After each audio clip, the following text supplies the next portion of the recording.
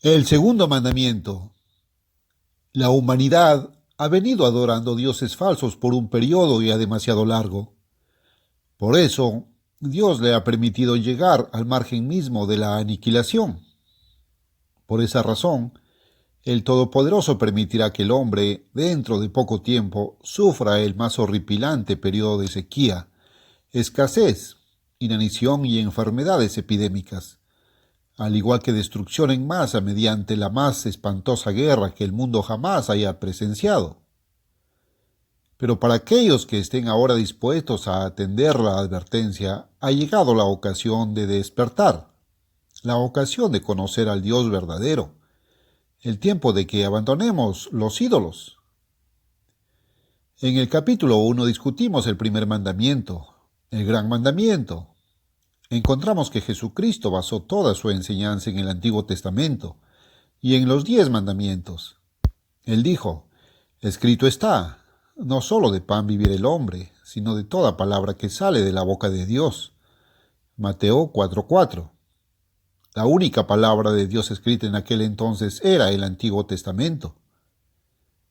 Cuando Jesús subió al monte para enseñar a sus discípulos, declaró, de manera que cualquiera que quebrante uno de estos mandamientos muy pequeños y así enseñe a los hombres, muy pequeño será llamado en el reino de los cielos. Mas cualquiera que los haga y los enseñe, aun los más pequeños mandamientos, éste será llamado grande en el reino de los cielos. Mateo 5:19. A través de todo el mensaje llamado el Sermón del Monte, Jesús explicó y magnificó los 10 mandamientos. Él demostró que esta ley espiritual es una ley viviente, como la ley de la gravedad o la inercia. Por lo tanto, cuando usted quebranta la ley de Dios, ésta lo quebranta a usted. Está visto, por lo tanto, que cuando los hombres o las naciones quebranten el primer mandamiento, no tendrás dioses ajenos delante de mí, automáticamente traen sobre sí su posteridad inevitable castigo que se traduce en sufrimiento y miseria. Cuando los hombres se apartan del verdadero Dios, se separan a sí mismos del originador y creador de su ser, del propósito de la vida, de las leyes que pudieran darles felicidad, paz y gozo. Los hombres, apartados del verdadero Dios, llevan una vida de vacuidad, frustración y miseria. El hombre que a sí mismo se priva de la auténtica adoración al Dios verdadero está incompleto. Con todo, él ha de adorar solo a ese Dios. No tendrás dioses ajenos delante de mí. El segundo mandamiento nos dice cómo adorar al verdadero Dios física y espiritualmente. Es decir, este mandamiento pone de manifiesto que añagazas, artificios engañosos, debemos evitar en nuestra adoración y cómo debemos ordenar nuestros pensamientos. Además, nos revela la continua bendición o castigo que recae sobre nuestra progenie como resultado de la forma en que adoremos al Todopoderoso. No te harás imagen ni ninguna semejanza de lo que esté arriba en el cielo, ni abajo en la tierra, ni en las aguas debajo de la tierra. No te inclinarás a ellas, ni las honrarás, porque yo soy el eterno tu Dios, fuerte, celoso, que visito la maldad de los padres sobre los hijos, hasta la tercera y cuarta generación de los que me aborrecen, y hago misericordia a millares, a los que me aman y guardan mis mandamientos. Éxodo 20 del 4 al 6. Es en extremo difícil para la mente natural del hombre creer firmemente y entender las cosas o seres espirituales. Dios antevió esto y por consiguiente prometió darnos la principal ayuda que nosotros necesitamos para adorarle. Pues si vosotros, siendo malos, sabéis dar buenas dádivas a vuestros hijos, ¿cuánto más vuestro Padre Celestial dará el Espíritu Santo a los que se lo pidan? Lucas 11:13. Si me amáis, adoráis, guardad mis mandamientos, y yo rogaré al Padre, y os dará otro consolador, para que esté con vosotros para siempre, el Espíritu de verdad, el Consolador, el Espíritu Santo, a quien el Padre enviará en mi nombre. Él os enseñará todas las cosas y os recordará todo lo que yo os he dicho. Juan 14 del 15 al 17 y 26. Jesús dijo: Mas la hora viene y ahora es cuando los verdaderos adoradores adorarán al Padre en espíritu y en verdad, porque también el Padre tales adoradores busca que le adoren. Dios es espíritu, y los que le adoran en espíritu y en verdad es necesario que adoren. Juan 4, 23 y 24. Dios es la esencia de todo poder, toda sabiduría, todo amor. Dios es ilimitado. Cuando el hombre hace una imagen física de Dios, automáticamente limita en su propio pensamiento y culto al Dios que no será limitado o restringido. Muchas veces, tras de reiterar los 10 mandamientos, Dios amonestó a Israel que se abstuviese de cualquier forma de idolatría. No haréis para vosotros ídolos, ni escultura, ni os levantaréis estatua, ni pondréis en vuestra tierra piedra pintada para inclinaros a ella, porque yo soy el Eterno vuestro Dios. Levítico 26:1. Sin embargo, para desvanecer cualquier mal entendimiento, haremos aquí una pausa y aclararemos que Dios no condena el arte o la escultura, sino la erección de cualquier cuadro o imagen o representación, para inclinaros ante ella.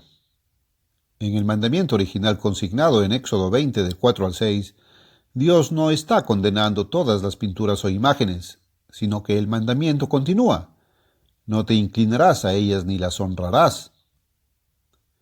El verdadero fundamento de toda idolatría estriba en que el hombre, rebelde y voluntarioso por naturaleza, rehúsa rendirse o someterse al verdadero Dios y adorarle en la forma que él ordena.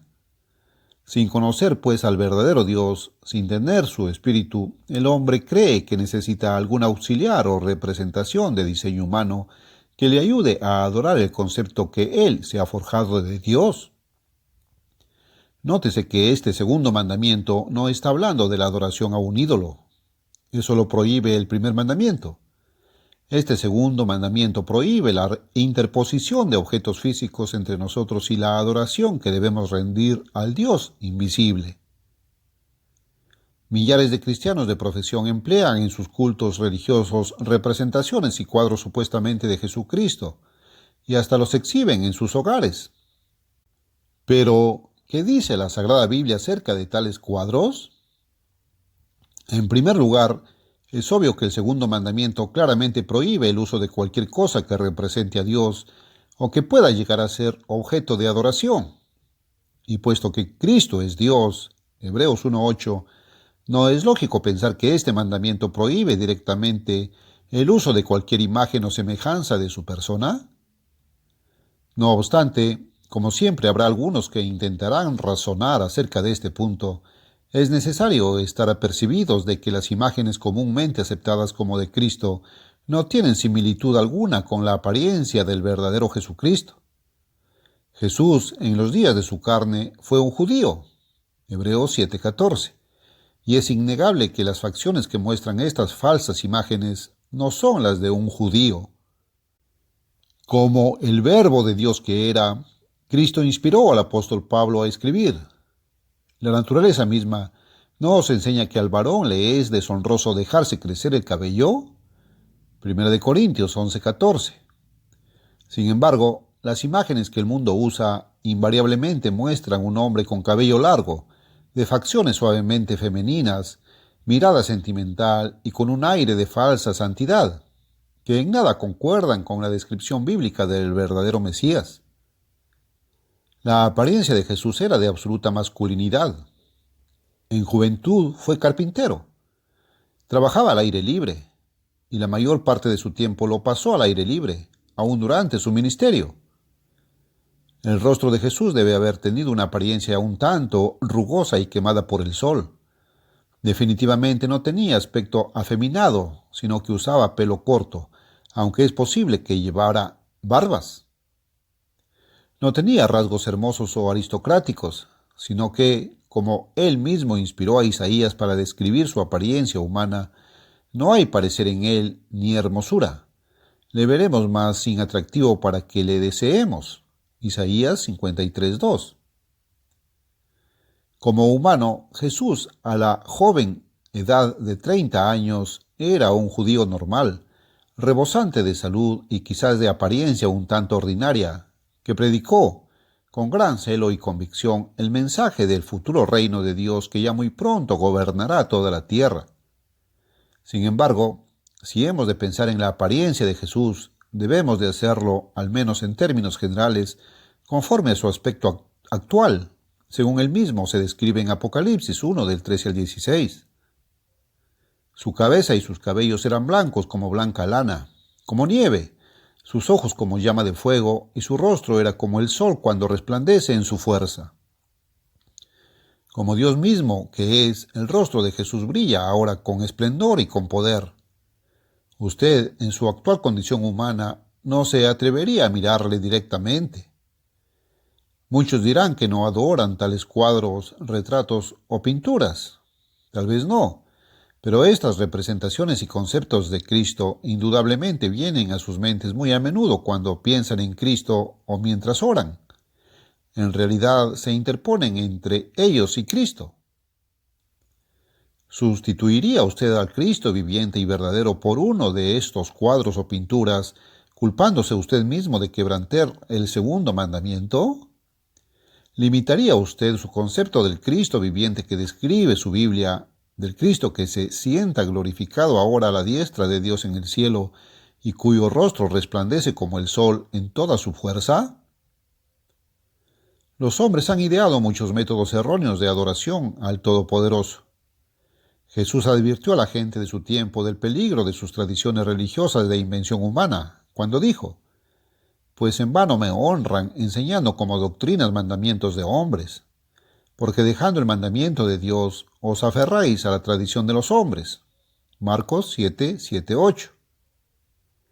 Muchas de las fiestas tradicionales que se celebran en este mundo no están basadas en la Biblia, sino que han sido tomadas directamente del paganismo e implican prácticas y conceptos contrarios a la verdad de Dios. Y al igual que los cuadros, pinturas u objetos físicos que interponemos entre nosotros y nuestra adoración a Dios, éstas dan un falso concepto de Dios y de su plan de salvación para la humanidad. Por ejemplo, la Navidad pinta al niñito Jesús en los brazos de su madre, teniendo como fondo un humilde pesebre de Judea. Se da énfasis a un afecto puramente sentimental hacia la persona de un indefenso niñito. El intercambio de regalos entre amigos y parientes, el engañoso símbolo de Santa Claus para los confiados e ignorantes niños y la temporada navideña de regocijo y borrachera opacan completamente el grandioso propósito de la primera venida de Jesús a la tierra. El verdadero mensaje de Cristo, sus leyes, sus caminos, su futuro gobierno que ya muy en breve se establecerá sobre la tierra, todo es olvidado durante esta temporada de humanos regocijos. En lugar de la descripción verdadera del Cristo viviente, cuya faz resplandece como el sol en toda su fuerza y que a la diestra de Dios aguarda la hora de volver a la tierra para someterla al orden y gobernarla con vara de hierro, los participantes en las celebraciones navideñas se quedan con la imagen y la idea de un indefenso niñito en los brazos de su madre. Es pues evidente que tales festivales de invención humana dan una falsa idea del Dios Todopoderoso. Una de las formas más comunes de idolatría moderna es el hacer de su iglesia o su sociedad un ídolo. Para muchas personas, la sociedad de este mundo, sus dictados, costumbres y tradiciones se constituyen en un Dios literal. Muchos individuos temen con verdadero pánico hacer cualquier cosa que pueda señalarlos como diferentes o raros. Creen que tienen que conformarse a este mundo y sus caminos. Pero Dios ordena: «No os conforméis a este siglo, sino transformaos por medio de la renovación de vuestro entendimiento». Romanos 12:2. Este mandamiento debe parecer muy difícil de obedecer a aquellos que creen que otros individuos son rectos en lo que piensan, hacen y practican. La Biblia indica que muchas gentes en los días de Cristo fallaron miserablemente en lo que respecta a su adoración, porque amaban más la gloria de los hombres que la gloria de Dios. Juan 12:43. Si usted ciegamente obedece los dictados de su familia, su iglesia o sociedad, en lugar de los directos mandamientos de Dios, es culpable de idolatría. Ese grupo o institución viene a ser un ídolo puesto en el lugar del verdadero Dios. Aún la forma en que se conduce un servicio religioso puede ser muy peligroso. Debemos cuidarnos de no poner énfasis en la complacencia de los sentidos físicos humanos, porque esto nos aleja por completo de la adoración a Dios en espíritu. La Biblia directamente nos advierte que los hombres de nuestros días tendrían la forma de piedad, mas negando el poder de ella. O como mejor lo rinde la versión popular, seguirán muy bien las apariencias de la religión, pero negarán su poder, su espíritu verdadero. Segunda de Timoteo 3:5. El verdadero Dios es el invisible, eterno creador y gobernante del universo. ¿Cómo debemos adorarle? Él responde: a este hombre empero miraré, al que es humilde y contrito de espíritu y que tiembla ante mi palabra. Isaías 66:2, versión moderna. Usted debe de adorar a Dios directamente y con un corazón humilde y dispuesto a obedecer. Debe de estudiar la palabra de Dios con el deseo de ser corregido por ella y temblar ante la autoridad que ésta tiene sobre su vida. Con un corazón experimentado en sumisión mediante arrepentimiento y obediencia, usted debe orar a Dios muchas horas cada semana, de rodillas y en silencio mientras desempeña sus tareas cotidianas. Debe llegar a conocerle y amarle como a su Padre. Al igual que Noé y Abraham, usted debe aprender a caminar con Dios y estar en constante y creciente comunión y sumisión a Él cada día de su vida. Entonces, guiado por su espíritu, jamás pensará en poner un objeto físico entre usted y su adoración al gran soberano del universo y Padre personal suyo en el cielo.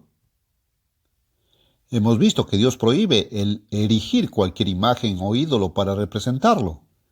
Porque yo soy el eterno tu Dios, Dios celoso, que visito la iniquidad de los padres sobre los hijos hasta la tercera y la cuarta generación de los que me odian y que uso de misericordia hasta con la milésima generación de aquellos que me aman y guardan mis mandamientos. Éxodo 20, 5 y 6. Por ser nuestro Padre, Dios vela con amoroso celo por nuestro eterno bienestar. Él es celoso sobre nosotros en el sentido de que no quiere la destrucción de sus criaturas y por lo tanto no apoyará la adoración de falsos dioses entre sus hijos. Esto, por supuesto, es para nuestro bien.